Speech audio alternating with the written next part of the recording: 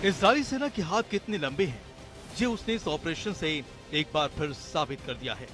Israel से दूर दक्षिण सीरिया के भीतर सुबह की पहली किरण से पहले इजराइल का साहसिक ऑपरेशन। हाथ उठाकर आत्मसमर्पण का इशारा करता ये सीरियाई इजराइल की एयर रेड का गवाह बना। बॉडी कैम और अत्याधुनिक हथियारों से लैस इजरायली सैनिक एक कमरे में संदिग्ध को गिरफ्तार करते नजर आ रहे हैं। अलग अलग हिस्सों में इजरायली कमांडो फैले हैं। कुछ ही देर में फायरिंग शुरू हो जाती है। इजरायली सैनिक अंधाधुंध गोलीबारी कर पीछे हटते हैं और वहां से निकल जाते हैं। ऑपरेशन के बाद सुबह की तस्वीर कुछ ऐसी थी। गाड़ियां गोलियों से छलनी थी और जली हुई थी। घर तबाह थे। कई हथियारबंद लड़ाके मारे गए थे और लोग उन्हें अंतिम विदाई दे रहे थे। दरअसल ये इजरायली सैन्य ऑपरेशन 28 नवंबर 2025 को सुबह करीब 3:40 पर शुरू हुआ। ये दक्षिणी सीरिया के दशमिक ग्रामीण इलाके में स्थित बेजिन गांव में हुआ, जो दशमिक से लगभग 40 किलोमीटर दूर है। ये ऑपरेशन रात के अंधेरे में चलाया गया और कुछ घंटों तक चला, जिसमें हवाई हमले और तोपखाने की गोलीबारी भी शामिल थी। इजरायली सेना आईडीएफ की 55वीं रिजर्व पैराट्रूपर ब्रिगेड ने दक्षिणी सीरिया में सेंध लगाई। पहले तोपखाने से गांव पर गोलीबारी की गई। फिर इजरायली सैनिकों का एक दस्ता गांव में घुसा। उनका मुख्य उद्देश्य कुछ संदिग्धों को गिरफ्तार करना था। सैनिकों ने बॉडी कैम फुटेज भी जारी किया, जिसमें रात के समय सड़कों पर गोलीबारी दिखाई गई है। ऑपरेशन के दौरान स्थानीय निवासियों ने विरोध किया, जिससे झड़पें भड़क गई। इजरायली सैनिकों पर ऑटोमेटिक राइफलों से हमला हुआ, जिसके जवाब में उन्होंने जमीन से गोलीबारी की और हवाई सहायता बुलाई। एक वीडियो फुटेज में दिखा कि एक इजरायली सैनिक ने एक सीरियाई नागरिक को गले से पकड़ लिया, जो दशमी के पास हुई घटना का हिस्सा था। इजरायली सेना ने दावा किया कि सैनिकों को आतंकवादियों ने घेर लिया था, इसलिए हवाई हमलों से निकासी की गई। इस कारण गांव में भारी तबाही हुई। एक इमारत ढह गई, कई घर क्षतिग्रस्त हो गए और दर्जनों परिवार भाग गए। सीरिया ने इस इजरायली ऑपरेशन को अपनी संप्रभुता का उल्लंघन बताया है। इजरायली सेना ने कहा है कि यह ऑपरेशन खुफिया जानकारी के आधार पर किया गया, जिसमें बेतजिन गांव में सक्रिय जामा इस्लामिया नाम के इस्लामिक समूह को निशाना बनाया गया। ये समूह लेबनान के एक सुन्नी इस्लामी सशस्त्र विंग अल फज्र फोर्सेस से जुड़ा। इजराइल का दावा है कि ये सदस्य इजरायली नागरिकों पर आतंकी हमले की योजना बना रहे थे। समूह को सीरियाई और फिलिस्तीनी तत्वों से जोड़ा गया, जो इजराइल के उत्तरी सीमांत के लिए खतरा पैदा कर रहे थे। अपनी नीति के मुताबिक इजराइल ने हमले से पहले की कार्रवाई की, जिसमें 20 सीरियाई मारे गए, जबकि 6 इजरायली सैनिक जख्मी हुए। ये ऑपरेशन इजरायली सेना के सबसे हैरत अंगेज छापेमारी अभियानों में से एक है। आज तक ब्यूरो। और इजराइल की ऑपरेशन गाजा, हमास और अब सीरिया में भी शुरू हो चुके हैं। इस पूरी खबर पर बातचीत करने के लिए हमारे दोनों खास मेहमान हमारे साथ जुड़े हैं। संजय कुलकर्णी सर, सीरिया तो लगातार सदन सीरिया की जो बात की जाती है, वो कहा जा रहा था कि देखिए इजराइल अपने हाथ में लेना चाहता है, क्योंकि वो चाहता है कि दारा का इलाका हो या फिर वेस्ट बैंक का इलाका, उसको सुरक्षित करना चाहता है पीछे से।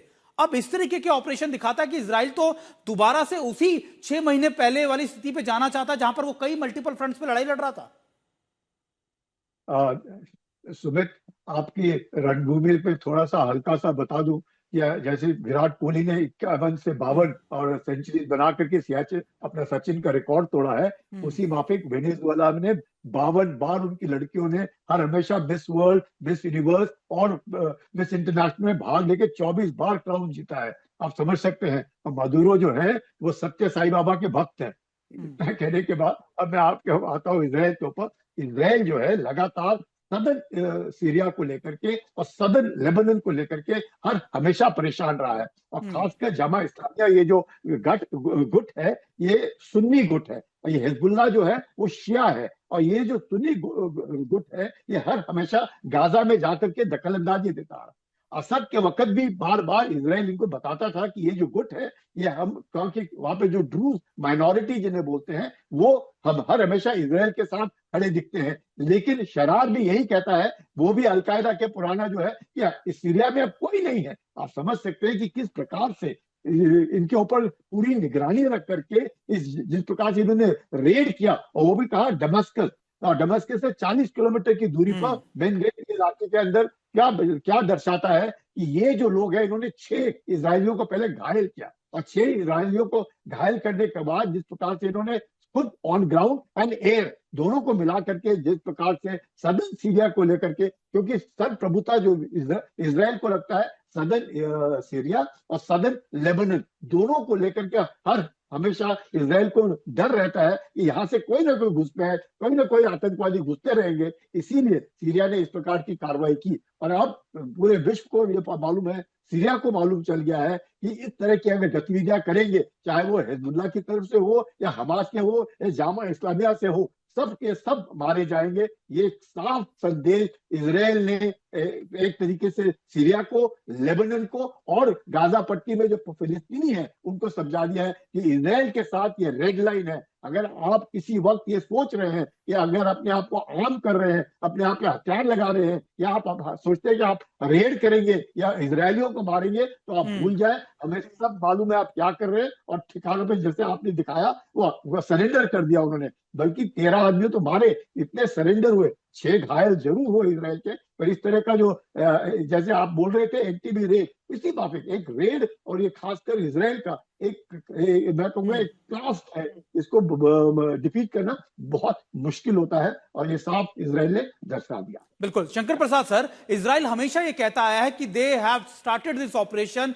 ऑन अ मल्टीपल फ्रंट, सिर्फ और सिर्फ अपने ऑब्जेक्टिव्स को पूरा करने के लिए। ये ऑब्जेक्टिव हमेशा एक कदम आगे बढ़ जाते हैं। पहले ये लगातार गाजा में थे, फिर वो हिजबुल्लाह के खिलाफ स्टार्ट हुए, फिर वो साउथ सीरिया में स्टार्ट हुए, और अब ऐसा लग रहा है कि जब डोनाल्ड ट्रंप बातचीत की बात कह रहे थे, शांति की बात कर रहे थे गाजा में, उसके बाद अब डोनाल्ड ट्रंप की बातचीतों को दरकिनार करते हुए उन्होंने गाजा में भी ऑपरेशन स्टार्ट कर दिए, हिजबुल्लाह के खिलाफ भी स्टार्ट कर दिए, और अब सदर्न सीरिया में भी ऑपरेशन की शुरुआत कर दी है।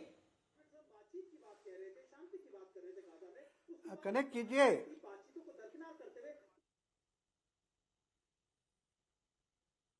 बिल्कुल बिल्कुल सर, आपका रुख करेंगे। हमारे साथ संजय कुलकर्णी सर भी जुड़े। संजय कुलकर्णी सर, ये सवाल मैं आप ही से कर लेता हूं, क्या ये ऑब्जेक्टिव कभी इजराइल पूरा कर पाएगा?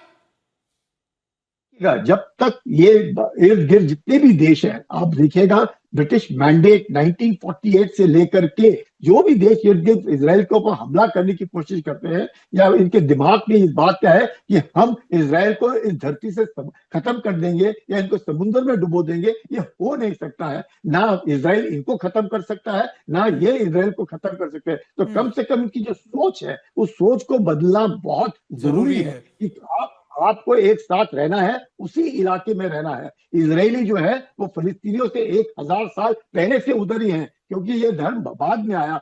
जो ज्यूज है वो उससे पहले है, लेकिन क्योंकि ऑटोमन एम्पायर में था। तो ये जो बात है, बार बार हम लोग इसको लेकर के उठते हैं, और हमेशा हर एक के अपने अपने विचार होते हैं, लेकिन बहुत जरूरी है उस इलाके में 1948 ब्रिटिश मैंडेट के बाद। सर हमारे साथ शंकर प्रसाद सर भी जुड़ गए। कुलकर्णी सर माफ कीजिएगा, शंकर प्रसाद सर भी जुड़ गए। सर इजराइल हमेशा कहता है कि ये सारे एक्शंस वो अपने सर्वाइवल के लिए कर रहा है, उसका सर्वाइवल बहुत जरूरी है, लेकिन क्या उसका सर्वाइवल पड़ोसी मुल्कों को ये कीमत चुकानी पड़ेगी? क्योंकि इजराइल जिस तरीके के ऑपरेशन कर रहा है, उसने उन इलाकों को पूरी तरीके से बर्बाद कर दिया है। देखिए, आपने बिल्कुल ठीक कहा, इजराइल अपनी एग्जिस्टेंस के लिए लड़ता है।